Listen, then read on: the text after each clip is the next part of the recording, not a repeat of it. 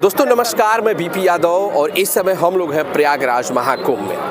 भारत जो सदियों से अपने धर्म, सनातनी परंपरा और संस्कृति के लिए जाना जाता है, वो इस समय चकाचौंध में होता जा रहा है। महाकुंभ चल रहा है, पूरी देश दुनिया की नज़रें भारत पर टिकी हुई है। सत्य सनातन की बात हो रही है, हिंदू राष्ट्र की बात हो रही है, भगवा की बात हो रही है और सेवा की बात हो रही है। कुंभ क्षेत्र में सबसे ज़्यादा देखा जाता है तो वो सेवा को देखा जाता है। लेकिन इस समय कुंभ क्षेत्र अपने चकाचौंध और विवादों को लेकर के भी चर्चा में है। यूँ तो 12 अखाड़े ही हैं, लेकिन एक 13वां अखाड़ा कहा जाता है किन्नर अखाड़े को। हालांकि अभी तक इसे किसी ने मान्यता नहीं दी है, ये जूना अखाड़े के अंतर्गत आता है। और सबसे ज़्यादा इस समय चर्चा हो रही है ममता कुलकर्णी की। वो ममता कुलकर्णी जो मुंबई के 90 के दशक में फिल्मों में पदार्पण करती हैं और सबसे पहले बोल्ड सीन, वल्गर सीन देने के लिए वो जानी जाती हैं और कहा जाता है कि बॉलीवुड में इस तरह का वल्गर सीन देने का श्रेय ममता कुलकर्णी को ही था। वही एक्सपोज करके बॉडी एक्सपोज शुरू की और पूरी दुनिया में छा गई थी। आज वही ममता कुलकर्णी जिनके रिश्ते कभी बॉलीवुड से रहे हैं तो बॉलीवुड के बाद उनके रिश्ते अंडरवर्ल्ड से भी रहे हैं। उनका रिश्ता विक्की गोस्वामी से, जो कि दुनिया में अपने तस्करी के लिए जाना जाता है, मादक पदार्थों के लिए, जिसे अरब में गिरफ्तार किया गया था और उसने मुस्लिम धर्म कबूल कर लिया। उसके बाद उसे 5 वर्ष की सजा से ही छोड़ दिया गया, जबकि उसकी सज़ा 25 वर्ष की थी। वही ममता कुलकर्णी अब किन्नर अखाड़ा में महामंडलेश्वर बन गई है। ममता कुलकर्णी के महामंडलेश्वर बनने के बाद अब ममता कुलकर्णी का नाम भी बदल दिया गया है और ममता कुलकर्णी का नया नाम ममाई ममता नंदगिरी रख दिया गया है। और इसी बात पे चर्चा करने के लिए हमारे साथ हमारे 3 साथी हैं और एक यहाँ के स्थानीय नागरिक हैं। हम लोग कुंभ क्षेत्र में हैं। आपको इस तमाम मुद्दे पे बात करेंगे और अपनी बात भी रखेंगे और आप लोगों से कमेंट के रूप में हम चाहेंगे कि आप लोग भी अपनी बात, जो हमारे व्यूअर्स हैं वो भी अपनी बात रखें। तमाम दोस्तों से हम अपना परिचय करवाएंगे और उसके बाद आगे चर्चा को बढ़ाएंगे। आप अपना परिचय एक बताएं दर्शकों को। मेरा नाम शिव पांडे है। मैं अखंड भारत बुलेटिन का न्यूज़ चैनल हेड हूँ और इस विषय में कहना चाहूँगा कि देखिए, चूँकि महाकुंभ का दौर है, महाकुंभ की बातें हो रही हैं, महाकुंभ चर्चाएं पूरे विश्व में हैं, लेकिन इस समय भी 2 दिन पहले जो पट्टाभिषेक हुआ, उस पट्टाभिषेक को लेकर चर्चाएं काफ़ी गर्म हैं। और जब बात की जाती है ममता कुलकर्णी की, तो ममता कुलकर्णी वो शख्सियत हैं जो एक समय अपनी फिल्मों की वजह से चर्चा में रहीं, अपने बोल्ड सीन की वजह से चर्चा में रहीं और फिर अपने पति विक्की गोस्वामी की वजह से भी चर्चा में रहीं। और अचानक जब वो किन्नर अखाड़े में महामंडलेश्वर के पद पर आ जाती हैं, या ये कहा जाए कि महामंडलेश्वर के पद पर उनका पट्टाभिषेक किया जाता है, तो चर्चाओं का बाजार और भी गर्म हो जाता है। ये बड़ी दिलचस्प बात है कि एक समय ऐसा था भारतवर्ष में जब रत्नाकर डाकू संत बन जाते हैं और उनकी गिनती संतों के तौर पर होने लगती है, तो कुछ लोग इसको इस तौर पर भी देख रहे हैं, इस रूप में भी देख रहे हैं। वहीं कुछ लोग ऐसे भी हैं जो कह रहे हैं कि नहीं, ये कहीं ना कहीं सनातन धर्म पर कुठाराघात है, सनातन धर्म पर प्रहार है और ऐसा नहीं होना चाहिए। अब देखना दिलचस्प होगा कि जो जनता है, जो आम लोग हैं, वो इसको किस रूप में लेते हैं, जो पत्रकार हैं वो इसको किस रूप में लेते हैं और आने वाले समय में क्या चीज़ें होती हैं, क्या चीज़ें निकल कर सामने आती हैं। शिव जी, अभी हम आपके पास आएंगे, दूसरे साथी हैं, उनका हम परिचय जान ले। पहले मैं Himanshu Dwivedi, PNI founder, PNI समाचार चलाता हूं मैं। जिस प्रकार से इस कुंभ को लेकर के पूरे दुनिया में, देश ही नहीं, प्रदेश ही नहीं, देश के दुनिया के कई देशों में इसका प्रचार प्रसार है और इसकी दिव्यता भव्यता को लेकर के यहाँ के सूबे के मुखिया योगी आदित्यनाथ भी निरंतर प्रयास में हैं। लेकिन इसी दौर में अगर देखा जाए तो जिस प्रकार से अभी महामंडलेश्वर पे चर्चा हो रही है और ममता कुलकर्णी को रातों रात तर्पण कराया जाता है, पिंडदान कराया जाता है और फिर महामंडलेश्वर पर आसीन कर दिया जाता है। कहीं न कहीं सनातन धर्म को मजाक बना दिया गया है क्या? ऐसा तो नहीं होना चाहिए। ये प्रयागराज की पावन भूमि है और इस पावन भूमि से ये संदेश पूरे दुनिया में जाएगा तो क्या होगा? क्योंकि ममता कुलकर्णी 90 के दशक की वो मॉडल हैं जब लोगों के घर में टीवियां नहीं हुआ करती थी। बीपी भाई, आप समझ लीजिए, लोग किताबों में इनकी नंगी तस्वीर रखते थे।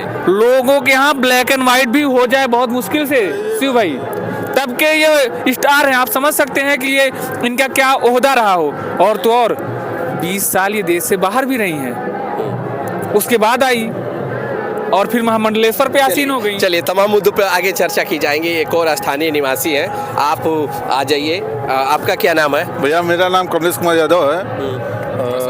मैं यहीं प्रयागराज झुंसी का रहने वाला हूँ। इसको लेके आप क्या सोचते हैं?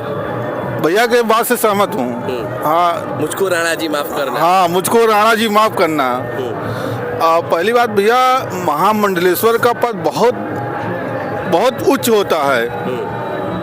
अगर ऐसे लोग महामंडलेश्वर बन जाएंगे तो भक्तों का क्या हाल होगा। तो माशाअल्लाह, तब यही होगा, राणा जी मुझको माफ करना। राणा जी माफ करना गाना है। राणा जी मुझको माफ करना, गलती हमारे से हो गई। अच्छा सी पांडे जी, लोग कहते हैं कि कोई भी समय है, अपने पापों का प्रायश्चित करके वो चाहे तो संत बन सकता है।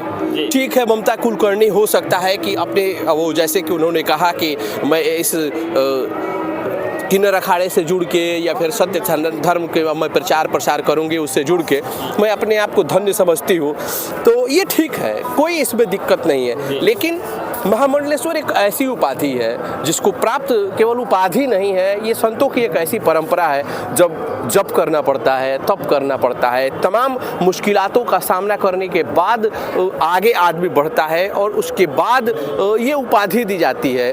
आज इनको दे दिया गया है, कल को सनी लियोनी भी आ जाएगी और वो भी कहेगी कि हमको भी लियोनी नंदगिरी महाराज बना दो। तो क्या इस देश की जनता इतनी मूर्ख हो गई है कि इस तरह से लोग दौड़ते हुए आएंगे और सनातन धर्म का मजाक उड़ा करके तुरंत ही महामंडलेश्वर बन जाएंगे और जनता इनके पैर पखारेगी? देखिए, सबसे पहले मैं आपको क्लियर कर दूं कि जो आपने बात कही कि कल सनी लियोनी नंदगिरी बन जाएंगी, पहली चीज़ तो ये है कि धर्म का रास्ता बहुत सरल होना चाहिए। धर्म के रास्ते में बहुत ज़्यादा अगर हर्डल्स होंगी, बाधाएं होंगी, तो कहीं ना कहीं लोग धर्म विमुख होना शुरू हो जाएंगे। अगर हमारा इतिहास देखा जाए, अगर रत्नाकर डाकू महर्षि वाल्मीकि बन सकते हैं, तो अगर हम बात करें ममता कुलकर्णी की, तो ममता कुलकर्णी भी ममता नंदगिरी बन सकती हैं। बात वहाँ पर नहीं है, यहाँ पर जो जन समस्या बिल्कुल ममता नंदगिरी वो बन सकते हैं, इसमें कोई शक नहीं है। इस पे न हमारा कोई आक्षेप है और न ही किसी और का आक्षेप है, लेकिन वो सीधे बॉलीवुड से उठ के आती हैं और डायरेक्ट महामंडलेश्वर बन जाती है। सवाल इस पर है। मैं इस बात को आपको क्लियर कर दूं। देखिए, वैराग्य की जब बात आती है, वैराग्य या आदमी के लाइफ में जो टर्निंग पॉइंट होता है वो कभी भी हो सकता है। उसका कोई निश्चित समय नहीं है, निश्चित नियम नहीं है, कोई निश्चित उसका कोई ऐसी चीज़ नहीं है कि इसी समय पे होगा, इसी विशेष घड़ी पे होगा, क्षण पर होगा। तो जो वैराग्य की भावना होती है, वैराग्य का भाव आता है, वो कभी भी आ सकता है। और जब वैराग्य का भाव आएगा तो उसका कोई पैरामीटर नहीं है, पैमाना नहीं है, या कोई पर्टिकुलर ऐसी चीज़ नहीं कि नापा जा सके। तो हो सकता है उनको वैराग्य आ गया हो, यहाँ पर कोई आक्षेप नहीं है, कोई परेशानी नहीं है। ठीक है, उनको वैराग्य हुआ, उन्होंने संन्यास ले लिया। संन्यास किसी को भी हो सकता है, लेकिन अब परेशानी कहाँ पे है? परेशानी ये हो रही है कि ममता कुलकर्णी अचानक से आती हैं, महामंडलेश्वर बना दी जाती हैं। परेशानी यहाँ पे हो रही है, लोगों ने उनको जांचा नहीं है, परखा नहीं है, उनके इस रूप को पहले कभी देखा नहीं है और अचानक से इस रूप में आ जाना। और चूंकि महामंडलेश्वर एक बड़ी उपाधि है, संतों के जीवन में अगर देखा जाए तो एक ऐसा वाकया है, एक ऐसा समय है जब वो काफ़ी तपस्या से गुजर चुके होते हैं, काफ़ी वो अपने आप को प्रूव कर चुके होते हैं, तब जाके कहीं इस पद पर पहुंचते हैं। तो अचानक इनका आना और फिर महामंडलेश्वर के पद पर आसीन हो जाना, ये जनता को पच नहीं रहा है। दूसरी चीज़ ये है कि ममता कुलकर्णी जो कि एक महिला है और वो किन्नर अखाड़े से महामंडलेश्वर बनती हैं, ये भी चीज़ कहीं ना कहीं जनता के दिमाग पर एक गहरा अपना असर डाल रही है कि आखिर ममता कुलकर्णी किन्नर अखाड़े की ही महामंडलेश्वर क्यों? अगर सन्यास ही लेना था तो किसी और अखाड़े से हो सकती थी। अगर सन्यासी जीवन अच्छा लग रहा था तो किसी और अखाड़े में जाकर सन्यास ग्रहण करती, घोर तपस्या करती, कठोर तपस्या करती, तब जाके लोगों को पता चलता कि हाँ, ममता कुलकर्णी वास्तव में तपस्विनी है। हालांकि वो कह रही हैं कि पिछले 20 साल, जब उनसे प्रश्न किया जा रहा है कि पिछले 20 साल आप कहाँ थी, तो कहती हैं कि पिछले 20 साल से मैं तपस्या कर रही थी। तो तपस्या आप कर रही थी, आखिर किस जगह पर तपस्या किया आपने? ये बात जनता को ना तो पता है और ना जनता इस बात को पचा पा रही है। विवादों का दौर यहाँ शुरू होता है और इसी विवादों के दौर में घिरी हुई हैं और इसीलिए ये मामला पूरे देश में अगर कहा जाए तो गर्माता हुआ सा नजर आ रहा है। बिल्कुल, जहाँ तक हमारे धर्म की बात किया जाए, सत्य सनातन धर्म हमेशा लोगों को शरण देता है, हमेशा लोगों की रक्षा करता है और लोगों को हमेशा देश दुनिया के तमाम लोग आए और भारत में आकर के शरणागत हुए, उनको शरण दिया था हमारे धर्म ने। उनको हमारे धर्म ने अभी इसी प्रयाग कुंभ में ही आप देखेंगे जो 20-20, 30-30 साल से इस धर्म को अपनाए हुए हैं और विदेशी संत हैं, उनको महामंडलेश्वर की उपाधियाँ दी गई हैं। विवाद वहाँ है ही नहीं, विवाद तो वही है कि ये उठ करके सीधे आती हैं और इनको अगर महामंडलेश्वर बना दिया जाता है तो कल को सपोज कीजिए कि और कोई हीरोइन उठ के आती है और वो कहती है कि हमको भी महामंडलेश्वर बना दो, तो उनको तो उन पर भी तो कुठाराघात होगा। जो लगातार जप कर रहे हैं, तप कर रहे हैं, ईश्वर के आराधना में लीन है, उनको भी ऐसा लगेगा कि हम वहाँ पर रहते तो कुछ और अच्छा करते। देखिए बीपी जी, तो इस पे हिमांशु जी जो कहा जाए तो इस पे क्या सोचा जाए कि किन्नर अखाड़े का उनको महामंडलेश्वर बनाएगा। हमने कई संतजनों गुरुजनों से बात किया यही कुंभ क्षेत्र में आकर के, तो उन्होंने कहा कि किन्नर से उनको बना दिया गया है किसी न किसी तरह से। और किन्नर अखाड़ा आप भी जानते हैं, हम सभी जानते हैं कि 2018 में 19 के दरमियान ही किन्नर अखाड़े का गठन हुआ है।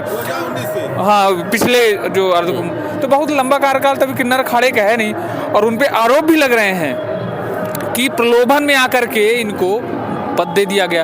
अब भाई प्रलोभन मतलब क्या कि कुछ माल पानी अखाड़े को मिला होगा? अब ऐसा वायरल चल रहा है, लोगों का कहना है कि कुछ प्रलोभन में आकर के उनको महामंडलेश्वर बनाया गया, क्योंकि आप ही सोचिए वो किन्नर अखाड़ा है, वहाँ पे स्त्री का और ना तो पुरुष का, ना तो नागा साधु का कोई काम नहीं है। वहाँ काम है तो केवल किन्नरों का, जो किन्नर हैं, जो तपस्या करेंगी, उनको वो पद दिया जाएगा। लेकिन कहीं ना कहीं ये किन्नर, तो ये तो उनके हक पे डाका भी हो गया। वही उनका हक मारा जा रहा है। भाई किन्नर अखाड़ा बना है, बड़े मुश्किल से बना है। भाई किन्नर आज के तो है नहीं, इनकी अर्धनारीश्वर है, उपदेवता कहा जाता है। बिल्कुल उपदेवता कहा जाता है, अर्धनारीश्वर है, तो इनकी तो आज की परंपरा है। लेकिन इनको अखाड़े का स्थान दिया गया और उसमें ये स्त्री बॉलीवुड से आकर के घुस गई, तो कहीं ना कहीं भाई इनको लोग पूजेंगे। अब महामंडलेश्वर हो गई। मतलब अब इनके भी कल तक जो इनकी वो वाली तस्वीरें, अर्धनग्न तस्वीरें अपने डायरियों में रखा करते थे, उन तस्वीरों को देखा करते थे, अब आने वाले समय में अब इनका पैर पखारेंगे। बिल्कुल देखा महामंडलेश्वर। चलिए हम अब चाहेंगे कि अब सवालों का दौर शिव पांडे जी शुरू करें। शिव पांडे के भी मन में काफ़ी सवाल है, वो काफ़ी मंद मुस्कुरा रहे हैं। शिव पांडे जी, हम माइक आपको दे रहे हैं। आपको माइक देने से पहले एक स्थानीय निवासी हमारे हैं, आ जाइए आप इधर, उनसे हम जान लेते हैं कि ये बताइए आप क्या कह रहे हैं। मैं भैया से बहुत सहमत हूँ। ये इसमें हमारे जो किन्नर समाज के हैं उनका हक मारा गया है। भाई तो किन्नरों को भी आवाज उठानी चाहिए। एक माता जी उठाई तो हैं। अब भाई हम तो यही कहना चाह रहे हैं कि और किन्नर समाज में आवाज उठाए, क्योंकि उनका भी हक मारा गया है। हक उनका मारा गया है भाई। इसमें ना स्त्री का वो है ना पुरुष का। भाई ना महिला नागा है ना महिला नागा है, और वो तो किन्नर समाज है ना, किन्नर समाज का हक मारा गया है इसमें। यानी कि अगर कन्नौरा फतेही आए या कहे कि हमको भी दे दो तो फिर तो अब भैया मैं ज़्यादा नहीं कहना चाहता। आस्था आपके मन में ममता को बनाने में क्या आहत आपकी भावना हुई है? सत्य सनातनी को दिल पे चोट लगी है? पहला बात तो भैया इनको कागज परखा नहीं गया। ये इनका डी कंपनी से कनेक्शन था। इधर आइए, आप बहुत खतरनाक बात कर रहे हैं। इनका डी कंपनी से कनेक्शन था। ये सारा की प्रेमिका भी रही है, सुन रहे हैं। हाँ, वो तो भाई ये था दाऊद दाऊद लोग से इनका कनेक्शन था। अगर ऐसे हो जाएंगे ना तो और भक्तगण कैसा प्रभाव पड़ेगा, गलत नहीं कर रहे हैं। चलिए ठीक है, अब हम चाहेंगे सवाल शिव पांडे जी के मन में बहुत घूमड़ रहे हैं, इनको माइक दिया जाए।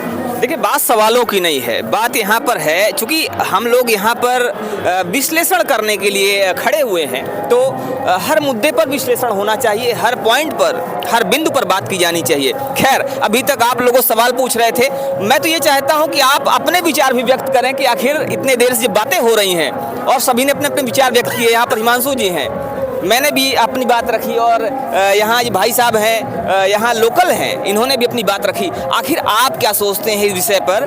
जब ये सवालों का दौर जारी हो रहा है, उनके ऊपर आक्षेप लग रहे हैं, तो एक तरह से ये कहा जाए आक्षेपों का दौर भी है। आप क्या कहते हैं इस पर? आपके मन में क्या है और आपको क्या लगता है कि ये चीज़ कितना सही है, कितना गलत है? देखिए शिव भाई, ये तो सही है कि चलिए हमारा धर्म सबको शरण देता है, डकैत भी साधु बन सकता है, चोर भी सुधर सकता है, ठीक है, बड़ा से बड़ा पापी भी यहाँ अच्छा इंसान बन सकता है, उसमें कोई दो राय नहीं है। अगर ममता कुलकर्णी को अपने कर्मों पे पछतावा है, जैसा कि वो कह रही थी कि हमने अब तक जो जीवन जिया, हमें नहीं लगता है कि वो जीवन था, मेरी जीवन यात्रा तो अब प्रारंभ हुई है। ये बिल्कुल सही बात है, आपकी जीवन यात्रा प्रारंभ हुई है, आपको भी मुबारक, आपके पूरे परिवार को मुबारक, और जिस कुनबे से आप जुड़ी है उनको भी मुबारक। लेकिन जो सनातनी है, जिनके दिलों पे चोट पहुंची है कि लोग, हम लोग तो घूम रहे हैं, हम लोग रिपोर्टर हैं, घूमना हमारा काम है, लेकिन लोगों का ये कहना है कि एक नाचने गाने वाली, वल्गर सीन देने वाली अचानक हमारे बीच आ गई, जिसका कोई ऐसा इतिहास नहीं रहा है कि उन्होंने लंबा तप किया, लंबा जप किया। वो विकी गोस्वामी की कथित तौर पे पत्नी रही हैं, वही विकी गोस्वामी जो दुबई की जेल में बंद था, वही ऐसे। देखिए, अब आपको मैं यहाँ पे रोकना चाहूँगा। आपने नाचने गाने वाली बात किया, हमारे वेदों में, पुराणों में एक कहानी आती गणिका की। हाँ बिल्कुल, ठीक है, तो गणिका की जब बात आती है, गणिका भी एक वेश्या थी, और हमारा धर्म कहता है कि सम्मान सबको देना चाहिए, चाहे वो किसी भी पेशे से जुड़ा हुआ व्यक्ति हो। बात वहाँ पर नहीं है।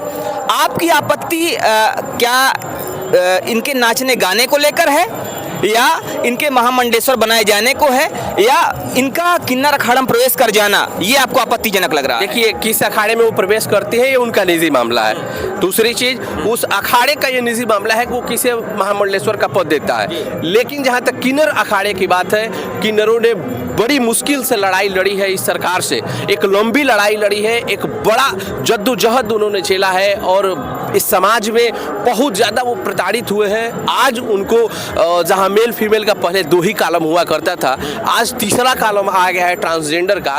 तो ये लड़ाई उन्होंने लड़ी है। अगर उनके हक पे कोई डाका डालेगा ना, तो ये देश लोकतंत्र से चल रहा है। अभी आप कह रहे हैं कि उनका निजी मामला है, और मैं इस पर आपको फिर से रोकना चाहूँगा। उन्होंने लड़ाई लड़ी है, और बेशक लड़ाई लड़ी है, लंबी लड़ाई लड़ी है, लेकिन उनको वहाँ पर एंट्री देने वाला, उनको वहाँ पर पट्टाभिषेक कराने वाला, बात को मैं बता रहा हूँ आपको, इसके पीछे की स्टोरी भी बता रहा हूँ। जो रूमर्स चल रहे हैं, जो कुछ ऐसे भी किन्नर हैं जो कैमरे पे तो नहीं बोलते हैं, लेकिन ऑफ कैमरा हम ही लोगों से कहते हैं कि भाई साहब, ये पूरा का पूरा खेल जो खेला जा रहा है, ये ममता कुलकर्णी से 70-80 लाख रुपए की डील है। और ये डील इसलिए की गई है ताकि इस अखाड़े को जो इसमें मठाधीश हर जगह रहते हैं, उन मठाधीशों को आर्थिक लाभ हो सके। दूसरी चीज ये कि ममता कुलकर्णी को फिर इससे क्या लाभ हो सकता है, लाभ इससे क्या हो सकता है, ये सबसे बड़ा प्रश्न है। और इस प्रश्न का एक ही जवाब है कि जो विकी है या ममता है, ममता काफ़ी वर्ष देश से बाहर रही है। ये ड्रग के केस में ये जेल में भी बंद थी, बाद में जमानत पे छूटी। उसके बाद जो इनके हस्बैंड हैं, जिनको अब ये कई इंटरव्यूज़ में अपना भाई बता चुकी हैं, अब बात समझ जाइए, ममता कुलकर्णी पहले हस्बैंड कहती थी, अब कहती हैं कि वो मेरे भाई हैं। तो यही इसी समझ जाइए कि वो कितनी जो है दिमागी तौर पे हिली हुई है। जो उनका पति हो उसको वो भाई कह रही हो। तो जो लोगों का कहना है कि जो ब्लैक मनी विदेशों में उनका पड़ा हुआ है, अब एक उनको तमगा मिल गया महामंडलेश्वर का, कहीं भी आश्रम बनाओ और कहीं से काले धन को सफ़ेद करने का ये सबसे सुगम रास्ता है। कहा जाता है कि धर्म के पैसे में कोई ऑडिट नहीं होता है, कोई टैक्स नहीं लगता है, तो यहाँ से ये भी खेल हो सकता है। तो बात यहाँ पर की जा रही है ममता कुलकर्णी से जुड़ी हुई, विभिन्न पहलुओं से जुड़ी हुई। अब प्रश्न यहाँ पर ये भी उठते हैं कि क्या ममता कुलकर्णी का महामंडलेश्वर बनना उनके ब्लैक मनी को वाइट करने का एक जरिया है? खैर, इस पर आपका क्या सोचना है आप जरूर बताइएगा। यहाँ पर अलग अलग लोगों की अपनी अलग अलग राय है और अलग अलग मान्यता है। हमारे बीच में हिमांशु जी हैं और हिमांशु जी भी कुछ कहना चाह रहे हैं, इनसे बात कर लेते हैं कि आखिर इस बात को लेकर आपका क्या कहना है, क्या कहते हैं आप इस? मैं तो यही कहूँगा कि भाई ममता कुलकर्णी का निजी जीवन है, ठीक, उससे मतलब नहीं है हमें। वो क्या कर रही है, क्या कर रही है, बीपी जी आप समझिए, वो क्या कर रही क्या नहीं, उससे कोई मतलब नहीं है। वो कहाँ रही, विदेशों में रही, कुछ भी कर डाले, लेकिन सवाल तब उठता है जब किन्नर अखाड़ा महामंडलेश्वर बना देता है। भाई अगर देखा जाए तो अगर पेपर हो रहा है परीक्षित, कौन नहीं चाहेगा कि नकल हो जाए? परीक्षार्थी तो चाहेगा ना कि मैं नकल थोड़ा हो जाए तो और अच्छे मार्क्स आ जाएं। हर परीक्षार्थी भी नहीं चाहता, लेकिन उसमें कुछ होते हैं, अगर मौका मिलेगा छोड़ेंगे भी नहीं। इसका मतलब ये नकल ही हो गया। बिल्कुल हो गया भाई, उसकी गलती नहीं है। वो महामंडलेश्वर कौन नहीं चाहेगा बनना भाई। लगभग 52 साल की उम्र में उसने अपने जीवन का परम वैभव प्राप्त कर लिया। 52 साल की उम्र में उसने वो दुनिया देख ली, हर देश विदेश, नाम शोहरत, पैसा सब कुछ कमा लिया, और फिर उस उम्र में आने के बाद महामंडलेश्वर अपने चरणों में झुका लिया। बिल्कुल कह सकते हैं, उसका दोष नहीं है। इसको जिसने नियुक्त किया उनका दोष है, उस अखाड़े का दोष है, जिन्होंने उनका पट्टाभिषेक कराया, उनका तर्पण कराया, पिंडदान कराया। ऐसे तो बनते नहीं है भाई। कौन नहीं चाहता महामंडलेश्वर बनना? महामंडलेश्वर इतना छोटा मोटा पद नहीं है। सनातन धर्म को मानने वाले उस चीज़ को जानते हैं, काफ़ी गहरा आघात है ये। अब इसका विरोध शुरू हो चुका है, मैं नहीं कर रहा, लेकिन ये आवाज़ उठ रही है, इसी कुंभ से उठ रही है, पूरे दुनिया में जाएगी। अब देखना दिलचस्प होगा कि क्या उसमें कोई कार्रवाई होती है। हालांकि वापस तो नहीं होगा, तर्पण वर्पण करा दिया है, लेकिन हमने एक संत जन से बात किया, संत गुरु जी से, उन्होंने कहा भाई 4 दिन के लिए आई हैं, चली जाएं फिर अपनी दुनिया में, कोई नई बात नहीं ना है। तो इस समय हम जहाँ पर खड़े हैं ये वही जगह है जहाँ पर किन्नर अखाड़ा स्थित है। ये वही जगह है जहाँ पर ममता कुलकर्णी का तर्पण किया गया। ये वही जगह है जहाँ ममता कुलकर्णी का पट्टाभिषेक किया गया, और ये वही जगह है जहाँ से विरोध की आवाज़ें भी उठना शुरू हो गई हैं। अब देखना दिलचस्प होगा कि क्या ममता कुलकर्णी महामंडलेश्वर बनी रहेंगी या ममता कुलकर्णी महामंडलेश्वर पद से हटाई जाएंगी। खैर, महामंडलेश्वर पद को लेकर और ममता कुलकर्णी के इस पट्टाभिषेक को लेकर आपका क्या कहना है, आप हमें जरूर बताइएगा। तो चलते चलते मैं हिमांशु द्विवेदी जी आपका शुक्रिया करना चाहूँगा, और शिव पांडे जी का, और कमलेश जी हमारे साथ प्रयागराज के निवासी हैं, उनका भी शुक्रिया। दोस्तों, ये वीडियो हमारे किसी के भावनाओं को आहत करने के लिए नहीं बनाई गई है, पहली चीज़। दूसरी ये कि ये हमारी जो भी रिपोर्ट है, जो भी हमारे विचार है, वो कुंभ क्षेत्र में विभिन्न लोगों से हम लोगों ने मिला है, विभिन्न लोगों की बातें समझी हैं, और उसके बाद जो लबोलबाब निकला है। शिव पांडे जी पूरे दिन रिपोर्टिंग करते हैं, कुंभ क्षेत्र में लोगों से मिलते रहते हैं, इन्होंने अपने विचार उन्हीं बातों पर आधारित करके रखे। और मैं बीपी यादव, मैं भी लोगों से मिल रहा हूँ, चाहे वो किन्नर अखाड़ा हो, चाहे अन्य अखाड़े और अन्य साधु संतों से, तो वही बात हम लोगों ने रखी है। और आप हिमांशु द्विवेदी जी हैं, इन्होंने भी उस पूरे चीज़ को समझा है, ग्राउंड पे किया है, और तब जाकर के ये बातें हम लोगों ने रखा है। फिलहाल वीडियो आप लोगों को कैसी लगी है कमेंट बॉक्स में ज़रूर बताइएगा, और इस संबंध में आप लोग क्या सोचते हैं ये ज़रूर बताइएगा। आगे हम अन्य साधु संतों से भी इस विषय में लगातार डिबेट करेंगे, पब्लिक के बीच चर्चा करेंगे, वो वीडियो भी आप लोगों को दिखाएंगे। बस आप लोग अपना प्यार स्नेह दुलार बनाए रखिए, चैनल को सब्सक्राइब कर लीजिएगा, वीडियो को लाइक कर दीजिएगा, और जितना से जितना हो सके सनातन धर्म बचाना है तो सनातनियों के बीच इस वीडियो को आपको फैलाना आपकी जिम्मेदारी भी है। इस जिम्मेदारी का भी आप लोगों को पालन करना है, क्योंकि सनातन बचा रहेगा। ऐसे महाकुंभ लाखों होंगे। 144 वर्षों बाद ये शुभ दिन आया है, हो सकता है हमारी आने वाली पीढ़ियां इससे भी खूबसूरत कुंभ देखें। क्यों शिव पांडे जी? जी बिल्कुल, आने वाले समय में हो सकता है कोई ऐसा महाकुंभ है जिसका संयोग 244 वर्षों के बाद हो, और अगर सनातन बचा रहेगा तो सनातन को मानने वाले जो लोग हैं वो भी बेहतर इसको एंजॉय कर पाएंगे और बेहतर अनुभव कर पाएंगे, एक अच्छी वाइब्स महसूस कर पाएंगे। चलिए, आप लोगों से लगातार हम लोग मिलते रहेंगे। आप सभी लोगों को इस कुंभ पावन धरती से हम सभी लोगों का नमस्कार, प्रणाम, जय श्री राम।